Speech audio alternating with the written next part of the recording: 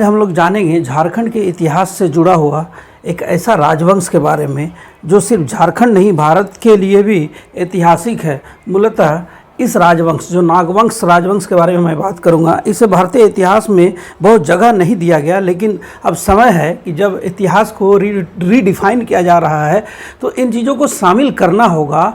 कुछ सवाल तो ज़रूर ऐसे हैं जो भारतीय इतिहास में दिखाई नहीं पड़ते हैं कि नागवंश राजवंश जो झारखंड से संबंधित है, छोटा नागपुर दक्षिणी छोटा नागपुर से संबंधित है, तो ये क्या है कि लगभग 1550 साल तक ये इस राजवंश में कोई टैक्स सिस्टम नहीं था। आप इमेजिन कीजिए कोई राजवंश 1550 साल तक चल रहा है और उसमें कोई टैक्स सिस्टम नहीं है, और राजवंश जो है प्रत्यक्ष रूप से कभी गुलाम भी नहीं बना। तो ये एक बहुत लॉन्ग पीरियड की बात है। 64 ईस्वी में ये राजवंश शुरू होता है और ब्रिटिश के आक्रमण तक ये गुलाम नहीं होता है, प्रत्यक्ष रूप से गुलाम नहीं होता है। तो ये एक बहुत लंबी अवधि वाली बात है, लगभग 1550 साल तक जिसमें टैक्स सिस्टम नहीं आया। तो ये राजवंश कैसे एग्जिस्ट कर रहा था, ये आज सारी बातें राजवंश से जुड़ी हुई सारी बातों को आज हम लोग एकदम स्पष्ट रूप से जान लेंगे इसमें कि ये राजवंश आखिर इतनी लंबी अवधि तक अस्तित्व में रहा। अब समय आ गया है ये सिर्फ एग्जामिनेशन पॉइंट ऑफ व्यू से जानने का ही नहीं, बल्कि ये समय भी आ गया है कि अब हम इस बात को हर जगह रखें। जब नॉलेज हो जाए तो हर जगह रखें कि देखिए एक राजवंश झारखंड में ऐसा था जो काफ़ी लंबी अवधि लगभग 1550 साल तक इसमें टैक्स सिस्टम ही नहीं था और ये सर्वाइव किया। तो बहुत बड़ी उपलब्धि है भारतीय इतिहास के दृष्टिकोण से। तो चलिए इसको देख लेते हैं। तो सबसे पहले बात करते हैं कि ये जो नागवंश देखिए सब कुछ स्पष्ट हो जाएगा। मेरा कहना यही है कि जब भी आप देखते हैं झारखंड पीडिया को, तो झारखंड पीडिया में आपको सब कुछ बिल्कुल स्पष्ट रूप से मिलता है। अब विशेषकर हमारा फोकस क्या होता है, चाहे टॉपिक कोई भी हो उसमें मैपिंग जरूर हो, ताकि आप एक बार देख लें तो वो आपका कॉन्सेप्ट डेवलप हो जाए निश्चित रूप से। तो चलिए नागवंश की बात करेंगे हम लोग। तो नागवंश में क्या है, देखिए सबसे पहले कि नागवंश जो किस क्षेत्र में डेवलप हुआ, तो सबसे पहला तो यही जान लेना होगा। तो फट से हम लोग एक मैप बनाते हैं, तुरंत पता चलेगा कि कहाँ था नागवंश।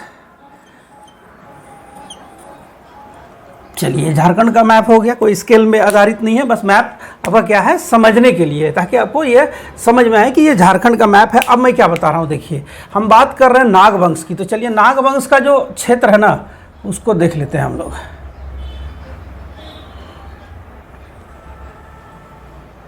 देखिए ये जो एरिया है ना, ये है नागवंश क्षेत्र, ठीक है। ये जो एरिया है झारखंड का, ये नागवंश क्षेत्र में रहा है। नागवंश क्षेत्र में रहा है तो इसके आसपास देख लीजिए ये क्या होगा, ये पलामू चेरो लोगों का, ये हो गया रामगढ़ का। रामगढ़ राजवंश फेमस राजवंश था जो लगभग ऐसे। ये जो दो है पलामू और ऊपर की ओर, नीचे अगर आप देखेंगे तो ये पोराहाट, ये मानभूम, ये इसका पड़ोसी हो गया। क्या हो गया, पड़ोसी हो गया। तो नागवंश का जो पड़ोसी है हम लोगों ने देखा। अब क्या है कि हम लोग देख रहे हैं कि नागवंश जो था ये नागवंश का एरिया हो गया। अब गौर करेंगे नागवंश का एरिया वही है जो वर्तमान में क्या है, साउथ छोटा नागपुर, दक्षिणी छोटा नागपुर प्रमंडल जो है ना, वही अभी वर्तमान का नागपुर है, अगर सीधे सीधे आसान शब्दों में समझा जाए तो। ये हो गया नागवंश का। अब बात करते हैं नागवंश की। तो आप गौर करेंगे कि नागवंश का जो क्षेत्र है ना, ये डोमिनेटिंग क्षेत्र किसका है जानते हैं, मुंडा जनजाति का। मुंडा जनजाति का ये डोमिनेटिंग क्षेत्र हो गया। और आप जानते होंगे और नहीं जानते हैं तो आज देख लीजिए कि मुंडा जनजाति का ये क्षेत्र हुआ करता था, और नागवंश जो है ना, ये मुंडा जनजाति का जो क्षेत्र बना था ना उसी पर, यानी मुंडाओं का जो क्षेत्र था वहीं नागवंश जन्म लिया। अब कैसे हुआ इसको बहुत ही आसानी से हम लोग समझते हैं। मुंडा जनजाति जो क्या है, मुंडा जनजाति का झारखंड से संबंध कब माना जाता है, तो मुंडा जनजाति का माना जाता है कि जो झारखंड आगमन हुआ, क्यों नहीं चल रहे हो यार झारखंड आगमन की बात आई मुंडा जनजाति का, तो ये है 600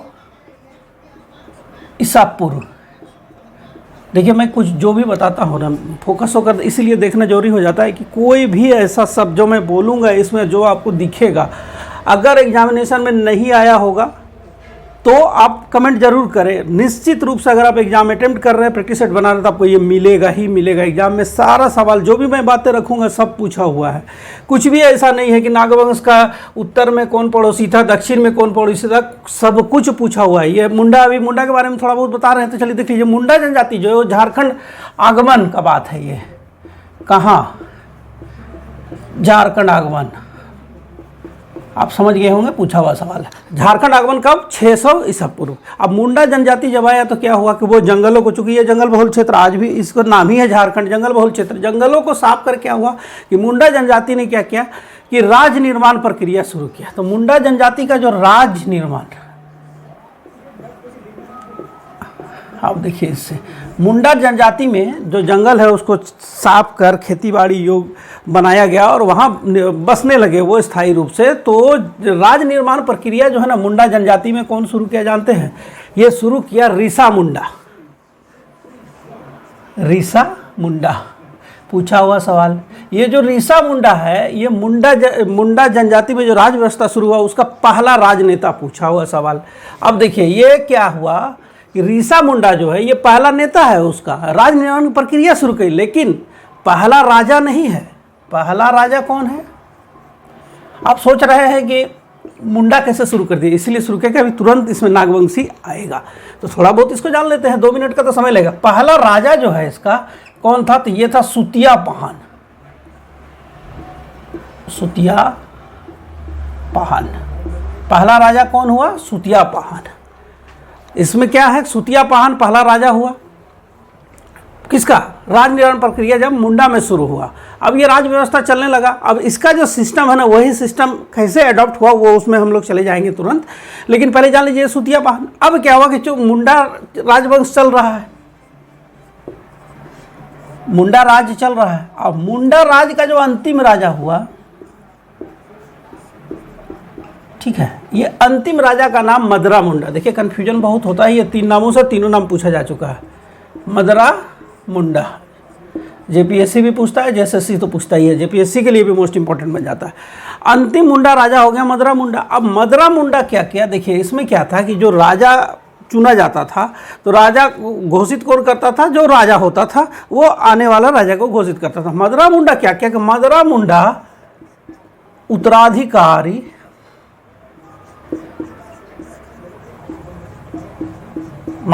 उत्तराधिकारी घोषित करता है। और किसे घोषित करता है? ये घोषित करता है फनी मुकुट राय को। अब आप समझ गए, हम लोग पहुंच गए नागवंश में। फनी मुकुट राय को। यह कब? तो ये होता है 64 ईस्वी में। चलिए आप पहुंच गए। देखिए इसीलिए मैंने बताया मुंडा जनजाति और मुंडा का राज निर्माण प्रक्रिया, क्योंकि अंतिम मुंडा राजा मदरा मुंडा ही अपना उत्तराधिकारी किसे घोषित करता है?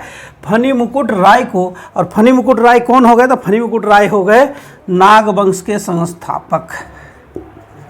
नागवंश के संस्थापक या कहिए पहला राजा कौन हुआ? फनी मुकुट राय। कब? 64 ईसा पूर्व। यहाँ तक स्पष्ट है कि कैसे नागवंश स्थापित हुआ। नागवंश का आप एरिया समझ गए। अब यही तो देखना है, यहाँ क्या गौर करने वाली बात है कि जब नागवंश जो है ये स्थापित हो रहा है मुंडा राजवंश का जो सिस्टम चल रहा है उससे, तो निश्चित रूप से मुंडा राजवंश में जो सिस्टम चल रहा होगा वही सिस्टम इसमें भी चल रहा होगा, स्वाभाविक सी बात है। तो अगर आप मुंडा राजवंश जो है, मुंडा जनजाति का जो स्थानीय शासन व्यवस्था उसका राजवंश से जुड़ा हुआ टॉपिक को स्पष्ट रूप से समझना चाहते हैं तो मैं यहाँ बता दे रहा हूँ, आप देख लीजिए इसको। इसका आई बटन का लिंक भी मैं दे दूंगा और ये थंबनेल है उस टॉपिक का जिसमें आपको स्पष्ट रूप से पता चलेगा कि मुंडा जनजाति में जो लोकल एडमिनिस्ट्रेशन सिस्टम था वो कैसा था और कितना बेहतरीन था। चलिए फिर बात करते हैं हम लोग किसमें, फिर से आ जाते हैं हम लोग नागवंश में। अब नागवंश की स्थापना तो हो गई। अब नागवंश में हम लोग को देखना है जो मोस्ट इंपॉर्टेंट बातें हैं कि नागवंश कैसे डेवलप हुआ, इनके राजा कौन हुए, इनका राजधानी परिवर्तन, इसका एक बहुत इंपॉर्टेंट बात है। चलिए सबको देख लेते हैं। सबसे पहले क्या करना होगा, इसको मिटाना पड़ेगा। नागवंश का तो स्थापना आपने देख लिया, तो नागवंश शुरू हो गया। चलिए इसको लिख देते हैं सबसे पहले नागवंश। कौन हो इसका? ये क्या? फनी मुकुट राय। ये फनी मुकुट राय कब किया? फनी मुकुट राय किया इसको 64 ईस्वी में। तो निश्चित रूप से जब राजवंश स्थापित हो गया तो सबसे पहले आपको कहाँ जाना पड़ेगा कि इसकी राजधानी पहली कहाँ बनी। तो इसकी जो राजधानी बनी वो सुतियाम्बे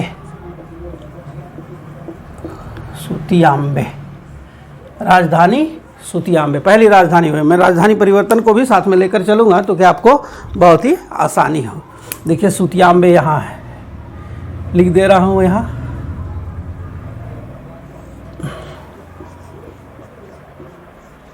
सुतियाम्बे मैप पैरेलल रहेगा ना तो इससे क्या होगा, आपको समझने में काफ़ी आसानी होगी। सुतियाम्बे राजधानी हो गई। अब क्या देखिए कि ये जो फनी मुकुट राय ने नागवंश से स्थापना की, जिसकी पहली राजधानी सुतियाम्बे हुई, इसमें जो सिस्टम चला, जो एडमिनिस्ट्रेशन, जो प्रशासन व्यवस्था, तो प्रशासन व्यवस्था क्या है इसको देख लीजिए। प्रशासन, तो प्रशासन में क्या है कि ये पूरी तरह से अडॉप्ट किसको किया बता दे रहे हैं, मुंडा में। क्योंकि मुंडा से ही मुंडा राजवंश जहाँ था वहीं तो डेवलप हुआ नागवंश। तो मुंडा राजवंश में जैसे क्या होता था, गांव को बोला जाता था हातू, और हातू का जो प्रमुख होता था ना, जो मुखिया, हातू मुंडा। अब इसमें क्या हो गया, अब हातू मिलकर क्या बनता था, पट्टी। 15 से 20 हाथू मिलकर पट्टी। आपको मैंने पहले कहा है कि आप देख लीजिएगा, उसको बहुत ही आसान हो जाएगा। 15 से 20 हाथू अगर मिलता है, 15 से 20 हाथू गाँव ये मिलने से ये क्या पट्टी, और पट्टी का जो प्रमुख होगा उसको बोला जाता था मानकी। ठीक है। और फिर जो पट्टी से, हाथू से पट्टी और पट्टी से मिला हुआ पूरा क्षेत्र जो है वो हो गया कौन, नागवंशी राज। और ऑब्वियस है कि नागवंशी राज का प्रमुख कौन होगा, नागवंशी राजा। पेन क्यों नहीं चल रहा है, नागवंशी राजा। रुकिए पेन चेक करते हैं। नागवंशी राजा।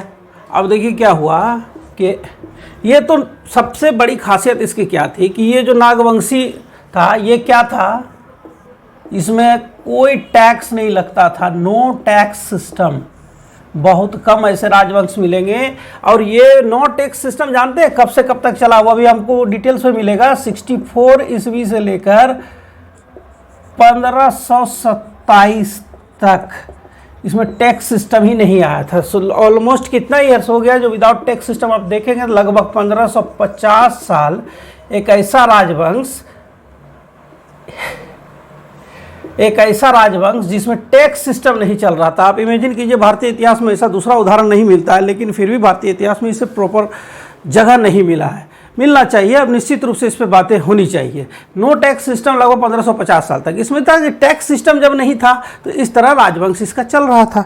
लेकिन देखिए कि आखिर ये राजवंश इतनी लंबी अवधि तक सर्वाइव की, इसका ब्रिटिश पीरियड तक की बात करें 1771 तक सर्वाइव की, और इस दौरान राजवंश के जो क्षेत्र है वो क्षेत्रों को भी नहीं खोया, अपना अस्तित्व भी बनाकर रखा, शासन व्यवस्था में चला, बहुत कम विद्रोह हुआ। आप जानते हैं इसमें नागवंश क्षेत्र में विद्रोह की भी अगर बात करें, क्योंकि टैक्स सिस्टम नहीं था तो विद्रोह का सवाल ही नहीं था, जनता विद्रोह कर ही नहीं सकती थी।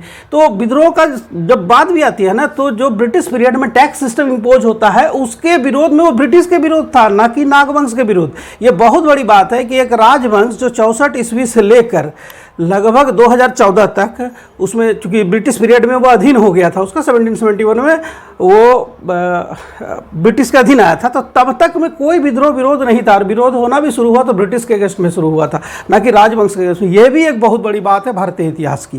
चलिए अब बात कर लेते हैं हम लोग कि ये जो सिस्टम नागवंश था, तो नागवंश में क्या है, नो टैक्स सिस्टम मैंने बताया कब तक, 1527 तक। तो 1527 से पहले का क्या है, बहुत जल्दी से उसको समझते हैं। तो देखिए क्या है कि नागवंश में क्या हुआ कि जो राजवंश थे इसमें क्या था कि ये साधारण जनता के जैसा रहते थे। इसमें राजमहल बनाने की प्रवृत्ति नहीं थी, राजा जैसा दिखने की प्रवृत्ति नहीं थी, ये सामान्य लोगों जैसे दिखते थे। इसीलिए क्या हुआ कि नागवंश में अगर आप गौर करें तो मुगल काल से पहले तक कोई राजघराना ही हुआ, यानी राजप्रसाद, राज दरबार नहीं हुआ करता था। ये बहुत बड़ी बात थी नागवंश के लोकप्रियता की, एक राजा भी प्रजा के जैसा रहता था। आज के दिन में कल्पना भी नहीं कर सकते हैं। एक महाशय राजनेता है जो कल्पना किए थे, करवाए थे जनता से, लेकिन अब तो उनका शीश महल खुल रहा है। आप समझ गए होंगे मैं किसकी बात कर रहा हूँ, वर्तमान समय के राजनीतिक दल के नेता की। तो राजवंश में राजा जनता के जैसा रह रहे थे, विरोध विद्रोह का संभावना ही नहीं।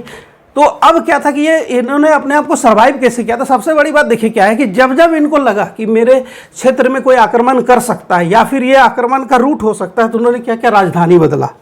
ये बहुत important strategical point of view से अगर सोचे ना, तो ये आज से 1500 या 2000 वर्ष पहले कोई राजा ऐसा सोच रहा था कि नहीं, ऐसा नहीं होना, लगभग 2000 वर्ष पहले, कि नहीं, अगर इस मार्ग से कोई आक्रमण करने के लिए जाएगा तो वहाँ से हम लोग को हट जाना चाहिए ताकि आक्रमण न करे, हमारे पर ध्यान ना, और हम शांति से अपना रहे। जंगल क्षेत्र में रहने वाले राजवंश था ये।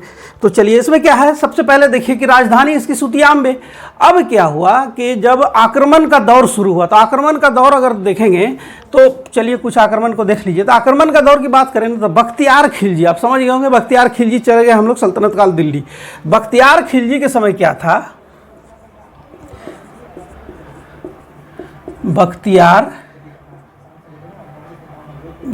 खिलजी, ये सल्तनत काल की बात आ गई। तो बख्तियार खिलजी के समय क्या था कि बख्तियार खिलजी को आक्रमण करना था कहाँ, बंगाल में, क्योंकि उस समय बंगाल बहुत ही फेमस था। तो बंगाल में आक्रमण करना था। तो बंगाल आक्रमण के दौरान क्या था कि बंगाल आक्रमण जब भी होगा तो कहाँ, दिल्ली से हो रहा है, तो यह आक्रमण इस ओर से आएगा। तो बंगाल आक्रमण से बचने के लिए क्या किया कि बंगाल यहाँ, आप जान रहे हैं, तो बंगाल आक्रमण से बचने के लिए क्या हुआ कि जब बंगाल के रूट में ये आ गया कहाँ, सुतियाम्बे, तो उससे बचने के लिए इन्होंने क्या किया कि आक्रमण से बचने के लिए उन्होंने अपना जो राजधानी है उसको ट्रांसफ़र कर लिया। अच्छी बात है, स्ट्रैटेजिक बात है। तो ये राजधानी उन्होंने कहाँ कर लिया, देखिए यहाँ कर लिया। ये जो राजधानी बना, ये बना चुटिया, समझ गए, ये राजधानी क्या बना, चुटिया। तो चुटिया पहुंच गया। अब क्या हुआ, देखिए यहाँ क्या हुआ कि बख्तियार खिलजी के समय यानी दिल्ली सल्तनत के समय इन्होंने राजधानी परिवर्तन करके क्या किया कि अपने आप को सुरक्षित कर लिया। फिर दोबारा अगर देखें सल्तनत काल के दौरान क्या हुआ था कि तुर्की का आक्रमण बढ़ा। तो तुर्कों का आक्रमण से बचने के लिए,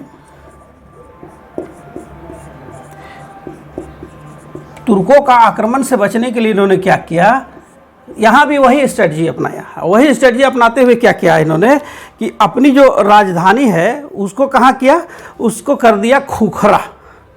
देखिए खोखरा, ये रांची का ही समझिए, गुमला रांची का बॉर्डर, गुमला रांची यहाँ लोहरदगा हो जाएगा, गुमला हो जाएगा, ये हो गया क्या, खोखरा। राजधानी परिवर्तित हो रहा है। देखिए स्ट्रैटेजिकली कैसे अपने आप को सर्वाइव किया, सुरक्षित रखा और जनता खुशहाल रही, देखिए बिना युद्ध के। वो राजधानी कहाँ हो गया कि अब राजधानी हो गया खोखरा। फिर बात आई कि अब देखिए क्या होता है, मुग़लों का दौर शुरू होता है, मुग़लों का आक्रमण का दौर शुरू होता है, और ये जान लेना बहुत ही ज़रूरी है। चलिए देख लेते हैं। तो मुग़लों का जो आक्रमण होता है, तो सबसे पहले ये देख लीजिए कि मुग़लों के समय जो पहला आक्रमण हुआ था, वो आक्रमण कौन किया था। तो एक सेनापति थे शाहबाज खां कुंबू। शाहबाज, मैं पहले कहा था कि जो भी मैं लिखता हूँ या बता रहा हूँ सारा एग्जाम में पूछा हुआ। शाहबाज खां कुंबू, ये शाहबाज खां कुंबू कौन हो गए, ये अकबर का सेनापति। अकबर के समय आक्रमण हो गया। अकबर के समय कौन, सेनापति शाहबाज खां कुंबू, यानी मुग़लों के समय आक्रमण करने वाला पहला शाहबाज खां कुंबू कौन था, अकबर का सेनापति। उस समय जो नागवंशी राजा कौन था, ये जान लीजिए।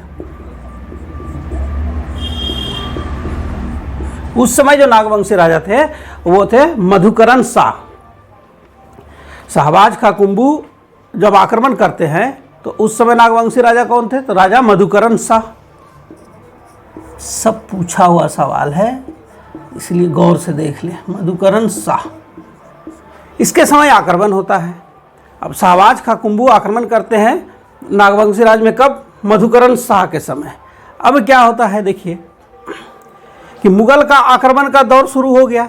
अब मुग़ल आक्रमण के समय एक राजा की बात आती है, जहांगीर के समय राजा दुर्जन साल, और यहीं से टैक्स सिस्टम शुरू होगा, जो मैं बार बार बता रहा हूँ कि लगभग अब तक में ये 1550 वर्ष तक इसकी शासन हो चुकी है, लेकिन कोई टैक्स सिस्टम नहीं है। फिर बात आती है, चौथा जो मोस्ट इम्पॉर्टेंट बात है, इसमें देख लीजिए कि अब क्या होता है कि जहांगीर के सेनापति इब्राहिम खां,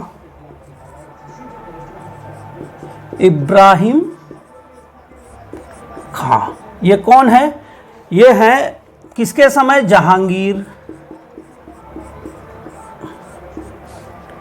जहांगीर के समय के सेनापति कौन हुए, इब्राहिम खां। इन्होंने आक्रमण किया। नागवंशी राजा कौन?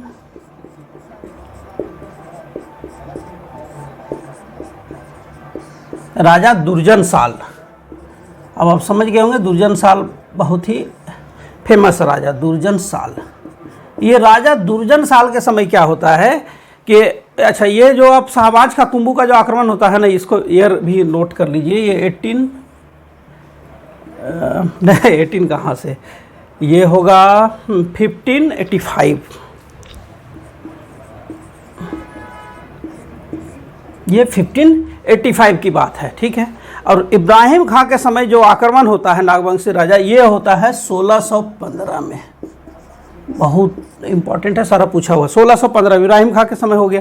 तो इसमें क्या है देखिए कि अब तक जो आक्रमण हो रहा था, ये अपने आप को राजधानी परिवर्तित करके बचा रहे थे। लेकिन अब क्या हुआ कि परिस्थिति बदलेगी और टैक्स सिस्टम आएगा। चलिए देख लेते हैं।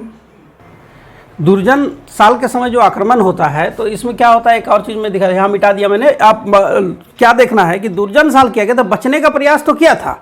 दुर्जन साल ने क्या किया कि इन्होंने भी अपनी राजधानी परिवर्तित की। और इन्होंने क्या किया कि खुखरा से नहीं उसको तो राजधानी परिवर्तन टॉपिक नहीं है, चलिए इसलिए सिर्फ उसको समझा देते हैं। इसको लिखेंगे तो बहुत समय लग जाएगा, इसे भी 2 पार्ट में बनाना पड़ेगा। ये मोस्ट इंपॉर्टेंट टॉपिक है। तो इसमें क्या है, अब राजधानी परिवर्तित हो रही है किससे? मुगलों से बचने के लिए। मुगल अब उग्र हो गए, मुगलों का आक्रमण से बचना है, तो इन्होंने क्या क्या राजधानी परिवर्तन किया था। ऐसा नहीं है कि अरेस्ट हो गया सीधे, लड़ाई लड़ी, लड़ाई लड़ने के बाद अरेस्ट हुआ है ये। और इसे अरेस्ट कौन किया? तो दुर्जन साल को अरेस्ट किया यही जहांगीर के सेनापति कौन, इब्राहिम खान ने अरेस्ट किया था। और फिर ये बंदी बनाकर ग्वालियर किले में रखे गए थे। चलिए वो भी मैं बता दूंगा। तो मुगलों का आक्रमण से बचने के लिए तो पहले इन्होंने प्रयास किया। इन्होंने क्या किया कि अपनी राजधानी को, जो राजधानी कहाँ था, खुखरा, इन्होंने खुखरा से राजधानी को डोईसागढ़ कर दिया। देखिए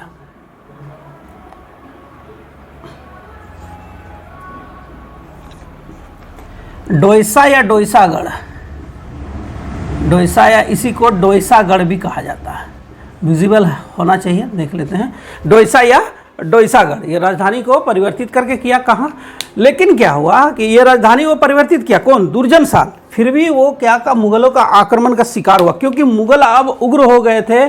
और अकबर के समय पैन इंडिया में मुगलों का वर्चस्व स्थापित हो गया था। और कुछ ऐसा क्षेत्र जहां मुगलों का वर्चस्व नहीं था, वहां स्वाभाविक था कि वो वर्चस्व स्थापित करने की कोशिश करती। इसीलिए जहांगीर के समय क्या हुआ कि ये प्रयास किया गया। और इसमें क्या हुआ कि दुर्जन साल गिरफ्तार हो जाते हैं। राजधानी परिवर्तित होती है, लड़ाई होती है, और 1615 में दुर्जन साल गिरफ्तार हो जाते हैं। और यहीं से ट्विस्ट आता है। ट्विस्ट क्या आता है कि जो नो टैक्स सिस्टम था, नागवंश का जो नो टैक्स सिस्टम था, नागवंश का नो टैक्स सिस्टम था, ये नो टैक्स सिस्टम टैक्सेबल हो जाता है। टैक्स शुरू ये कब से होता है वो मैं बता दे रहा हूं। ये है 1627।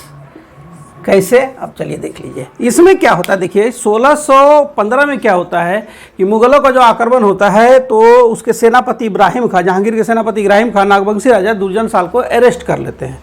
अब अरेस्ट करने के बाद क्या होता है कि उन्हें रखा जाता है ग्वालियर के किले में। वहाँ क्या है कि जो दुर्जन साल थे, ये हीरो का बहुत बड़ा पारखी था। और इसी तरह के किसी हीरे को पहचानने के लिए उसको राज दरबार में लाया जाता है। दुर्जन साल उसको पहचान लेते हैं। इस कारण जहांगीर क्या करते हैं, इसे मुक्त करते हैं। लेकिन एक ट्रीटी होती है। दुर्जन साल को जहांगीर 1627 में मुक्त करते। किसे? दुर्जन साल को। ये राजा हो गए दुर्जन साल, इसको 1627 में मुक्त किया जाता है। और जो मुक्त किया जाता है तो इसके साथ एक ट्रीटी होती है। जो ट्रीटी होती है, इसमें कहा जाता है कि राजा को अब नागवंश, यानी नागवंश में जो राजा है, उसे क्या करना होगा, उसे देना होगा टैक्स। टैक्स नहीं, इसको समझिए मालगुजारी। तो मालगुजारी क्या देना होगा? तो इसको जो मालगुजारी देना होगा, ये होगा पूछा हुआ सवाल, 6000 रुपया प्रति वर्ष। किसको देना है? दुर्जन साल को। किसको देना पड़ेगा? मुगलों को 6000 रुपया प्रति वर्ष। क्या? मालगुजारी। यहाँ मालगुजारी क्या हुआ? प्रॉपर टैक्स नहीं हुआ। इसमें हुआ कि मालगुजारी आप अपसेंट कर भी सकते हैं, वो रेगुलर टैक्स इंपोज नहीं हुआ। तो क्या होता है कि पहली बार अब टैक्स शुरू हो गया। अब जब पहली बार टैक्स शुरू हो गया और ऐसा राजवंश जहां टैक्स का कोई कल्चर ही नहीं था, मैंने पहले बताया ये नो टैक्स सिस्टम चल रहा था। कब से? तो 64 से लेकर 1527 तक नो टैक्स सिस्टम है। अब उसे पैसा देना है। अब राजा यहाँ प्रजा के जैसा रहता है, कोई महल नहीं, कुछ नहीं, बस राजा अपने क्षेत्र में सर्वमान्य नेता हुआ करते थे, कोई किसी तरह का टैक्स नहीं, पीसफुल लाइफ सबकी। अब वहाँ क्या होगा, मालगुजारी देना है तो राजा कहाँ से दे, चूंकि राजा तो यहाँ अन्य राजाओं जैसा राजघराने वाली बात है ही नहीं, राजा यहाँ आम पब्लिक जैसा है। तो यहाँ मजबूरी हो जाती है राजा की दुर्जन साल की। और दुर्जन साल क्या करते हैं कि टैक्स कलेक्शन की बात करती है, और टैक्स कलेक्शन यानी मालगुजारी। अब क्या करना होगा कि ये 6000 देने के लिए मालगुजारी लगेगी। तो यह मालगुजारी कैसे दिया जाएगा, चलिए अब आगे बढ़ते हैं। अब इसको मिटाना पड़ेगा, मिटा लेते हैं। पूरा मुझे आशा ही नहीं, पूर्ण विश्वास है कि टॉपिक आपका क्लियर हो रहा होगा। देखते हैं, अगर एक इसमें नहीं होगा ना तो दूसरा इसका हम कर देंगे, 2 पार्ट में कर देंगे ताकि ज़्यादा लंबा नहीं हो जाए। लेकिन ये मोस्ट इंपॉर्टेंट टॉपिक है। अब तक इसे सैकड़ों सवाल पूछे गए, किसी भी एग्जाम में ऐसा नहीं है कि नागवंश सिर्फ सवाल नहीं पूछा गया, और झारखंड का कोई भी एग्जाम जेपीएससी से लेकर जेएसएससी का। चलिए अब इसको सिर्फ देख लेते हैं हम लोग। क्या कि जो टैक्स सिस्टम आया था ये मालगुजारी। अब क्या है, मैंने पहले बताया था कि जो इसका जो सिस्टम चल रहा था नागवंश का, इसमें टैक्स की कोई व्यवस्था यानी पैसा कलेक्शन की बात ही नहीं थी। अब मजबूरी में यहाँ पैसा कलेक्ट करना है, तो ये पैसा कलेक्ट कैसे होगा, तो कैसे पैसा कलेक्ट करने के लिए एक रास्ता अपनाया गया। अब नागवंशी शासन जो था उसमें क्या है कि ये मुंडा से अडॉप्ट किया गया था, मैंने पहले बता दिया है। इसमें क्या है कि जो गांव का प्रमुख है वो हाथू मुंडा, ठीक है, ये हाथू का प्रमुख हो गया। अब इसमें क्या था कि 15 से 20 हाथू अगर मिल गया, यानी गांव मिल गया 15 से 20 हाथू, तो इससे मिलकर क्या बना, पट्टी। और इसका प्रमुख कौन होता था, मानकी। अब यहीं पे समझिए, मानकी जो होता था, अब मानकी को बोला गया कि देखिए राजा के साथ एक समझौता हुई है, जहांगीर के साथ दुर्जन साल की एक समझौता हुई है, जिसमें उसे 6000 रुपया वार्षिक मालगुजारी देनी होगी। अब 6000 रुपया वार्षिक मालगुजारी देनी होगी। राजा यहाँ राजघराना जैसा नहीं, आम पब्लिक जैसा रह रहा था। तो क्या हुआ कि बोला, निर्णय लिया गया कि अब तो कुछ ना कुछ कलेक्ट करना पड़ेगा। तो कलेक्ट करने के लिए यानी 6000 रुपया मालगुजारी देने के लिए क्या होगा, मानकी को जिम्मेदारी दी गई। और मानकी को क्या कहा गया, देखिए यहाँ मानकी जो पद था, इस पद को ज़्यादा प्रभावशाली बनाने के लिए क्या क्या, क्योंकि अब मालगुजारी देनी है, तो इस पद का नाम हो गया भूइंहर। भूइंहर, ये कौन भूइंहर हुआ, मानकी भूइंहर। अब इनकी जिम्मेदारी क्या हुई कि जो मालगुजारी 6000 रुपया देना है, जो भी भूइंहर है यानी कुछ गाँव का समूह, 15-20 गाँव का समूह, उसके जो भूइंहर होंगे वो क्या करेंगे, वो कुछ ना कुछ लेंगे सबसे, और फिर मालगुजारी के रूप में 6000 रुपया उनको मुगलों को चुकाना है। ठीक है, कितना चुकाना है, 6000 रुपया मुगलों को चुकाना है। ये जिम्मेदारी किस पोस्ट पे आई, तो भूइंहर, मोस्ट इंपॉर्टेंट है। ये जिम्मेदारी आ गई भूइंहर के ऊपर कि टैक्स कौन देगा। तो यहाँ से आप गौर कीजिए कि देखिए ये जो समझौता हुआ 1627 में, इसी समय क्या हुआ कि जो नो टैक्स सिस्टम चल रहा था, पहली बार इसे मालगुजारी इससे लेने के लिए विवश किया गया। यानी नागवंश में अब निश्चित रूप से चूंकि मालगुजारी देनी है तो पैसा तो कलेक्ट करना पड़ेगा। अब इसको कंटिन्यू करते हैं नेक्स्ट पार्ट में। Thank you for watching. आप बहुत इंटरेस्टिंग है, इसको ज़रूर ध्यान से देखिएगा।